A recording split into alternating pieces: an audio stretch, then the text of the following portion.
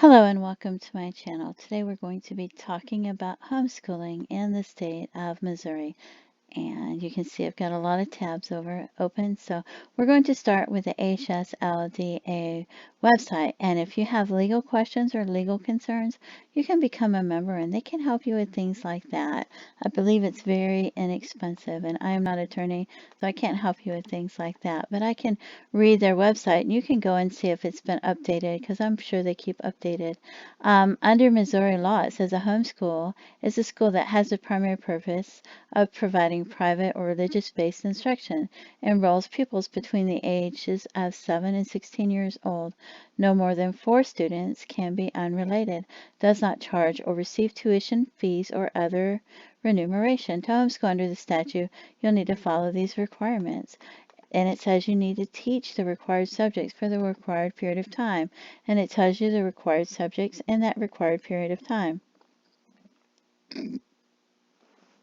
It says that 600 of the 1,000 hours of instruction must be one or more of the following core subjects. So you want to keep 60% of your time being those subjects. So if you have Wednesday afternoons and you're teaching them Wednesday afternoons life skills like cooking or for a month, and then Wednesday afternoons another month you're teaching them how to check the oil on the car or how to make candles or do it yourself laundry detergent. And if Friday after in the evenings, if you're teaching them, if you're playing board games that are like Monopoly or Scattergories or things like that, those are actually might be considered math and English and stuff like that. But you just want to make sure that your electives like art and PE and music and things like that don't take up too many of the hours. And some people might on Saturday be taking their children to the YMCA for PE and swimming and things like that. So, or the library even, or having them fold laundry and helping them plan the meals and create budget and learn to make change in things. And that they just want to make sure that 60% of their instruction is those core subjects. You don't want to overdo it. You have to maintain records, it says, for all children under the age of 16. So if you're homeschooling a child who's under the age of 16, you must maintain, but you don't have to submit a plan, book, diary, or other record indicating subjects taught and educational activities engaged in. This requirement can be satisfied by a daily log of hours of instruction. And you can put like day 1 and the date, like August 5th, then the time, the subject you're teaching, and maybe the book or the website you're using to teach that subject, and the activity that they're doing in that subject, and write it down, such as they're watching a Paul Bunyan video and we're having a discussion, or they're learning about pronouns, or whatever the activity is that they're doing in the subject. You want to write that down. Samples of your child's work, and you can choose whether you want it to be show progression in the work, or if you want to showcase their best skills, or what type of portfolio that you, or if you want to have a variety of skills, what kind of portfolio you want to have. And you can have your student create a portfolio and you have a portfolio as well, and that's fun, and it would be like a school project, and that makes them so they can look back and take pride in their work. And every now and then you might want to write an assessment, and then every 6 to 8 weeks you might want to write a clearer assessment of how they're doing in their progression. And you want to put a positive spin, like if they're struggling in their reading, you might want to write, oh, they're struggling in their reading, but they have such a positive attitude.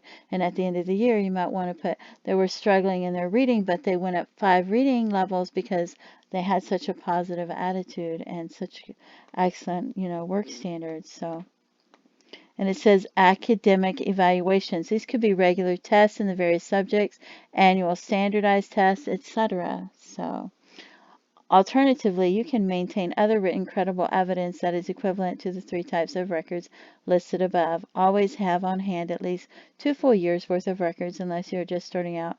During a child's elementary and middle schools, you should always have on hand at least 2 full years worth of records. For a high school student, the records for all 4 years should be kept. And if you're doing a portfolio, and you're taking assessment tests at the beginning of the year to come up with a plan of what you're going to teach them, you might want to put that in there.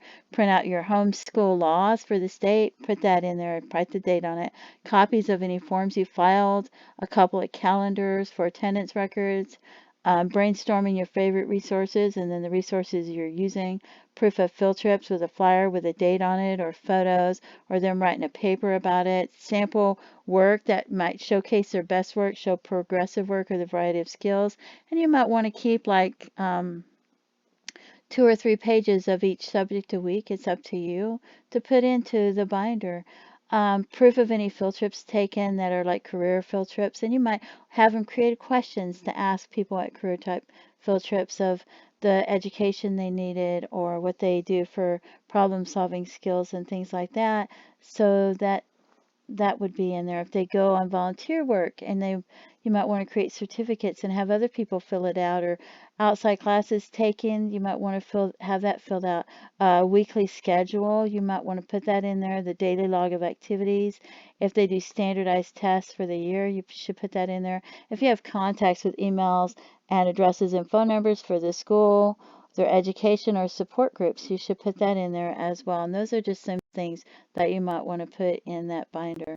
Um, and then there's this, and you can scroll down and read it. I'm not going to read all this to you, but it's just something that someone might be interested in if they needed it. So I thought I would just put it on here. So maybe it will help somebody. And here's the Missouri Department of Education. And there's some information as well, and I'm not going to read all of that, but you can pause it and you can read it. So it talks about homeschooling and has different links just so that you can take a look at it. Okay, and this one has assessment and placement tests, and it's an excellent resource for assessment tests, especially at the beginning of the year. And you can download this and print it out and have them take it, and you can see if they're making simple mistakes or if there's some things they just need to review, or if they're starting to really struggle and that's the level they're on, then you can tell what level they're on. So you can create a plan of what you want to teach them. And then you can find English and reading ones online as well. And they may not be on the same level in both subjects, but, and if you've never homeschooled before and you're trying to come up with a plan, I like this website because it shows you the headings like books, and then you can list the books, general homeschool supplies, and you can see the materials that you need and you can use for homeschooling. And you can create a list of your favorite online subscription and curriculum, and you can put that on there, and you can highlight the ones you're going to use, or you can create a separate list for the ones you're actually going to use for the year, and then next year look back on your favorites so you can see that if that helps you. This is a homeschool attendance record, and you can see the website that I got it from in the upper left-hand corner, and you can print that off and put that in there as well for your attendance record for the days that you plan to have school, and then you can put the days you have school, and you can put an X for the days you had school, and an F or FT for the field trip days, and an H for holidays.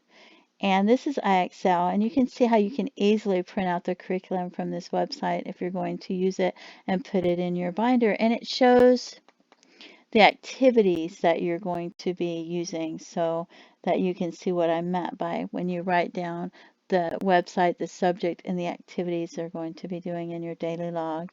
And I think this one costs like $20 a month at this time.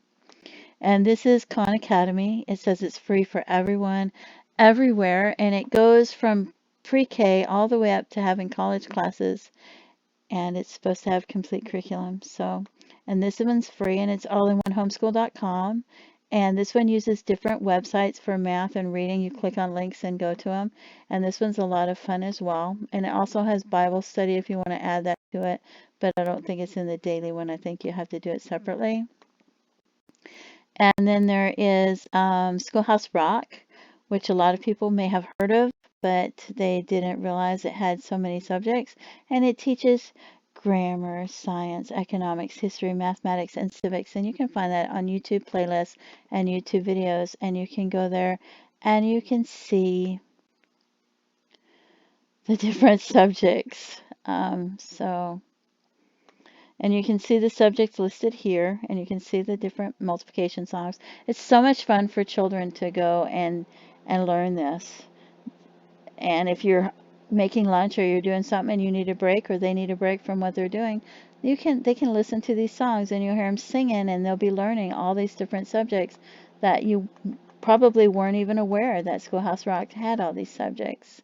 So, and there's America Rock. You can see the subjects with the branches of the government, American Revolutionary War, immigration, and they have Science Rock with gravity and the circulatory system and electricity, and Money Rock and finance, and Earth Rock with recycling and oceans and rainforests and gardens.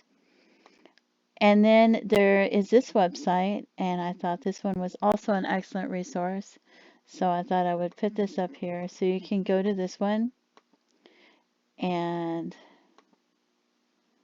check this one out and see if you like this one or not. And this one is readworks.org, and this is another excellent resource for students. I really love this one. So you can go and look this one up, and it's completely free. And this one is supposed to be a lot of fun. So this is another great resource, Project Gutenberg, and it's got books you can read if you don't want to go to the library. You just click on the book and you can read it right there, and there it is. Or if you decide to go to the library, you can give them a certificate of completion for the library skills they learn. Another one with books online is this one, and it's International Children's Digital Library, and it has like 5,000 books. Some of the books, it has different editions. If they came out with different editions, and you just click on it and there it is. It's so simple to use. Another great resource is mrnussbaum.com, and you can see it on the left-hand corner how it's spelled. And you can go to mrnussbaum.com, and it has, you can see the variety of subjects. I don't think it's a complete curriculum, it's just to add to it. So you can, there's so many subjects. If you're looking for different subjects that you want to teach your children, and this excellent place to find. Talks about Civil War. There's Rosa Parks, Revolutionary War. It's such a great variety. Holidays, language arts, so much. It has so many links and different things that I'm sure you can find something useful here.